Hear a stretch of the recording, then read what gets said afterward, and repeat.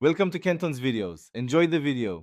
You start now. Clean the stainless steel tawa, rinse, and dry fully so contact is even. Once dry, place it on medium heat. Test with a few drops of water. They should sizzle and form beads. When that happens, pour about 1/2 teaspoon of oil and spread it thinly with a folded paper towel using tongs. This creates an initial slick layer to reduce sticking. Make sure to keep heat steady and avoid high flames that warp the metal. Once the oil shimmers, reduce or raise heat as needed. Stainless steel responds quickly, so small adjustments matter.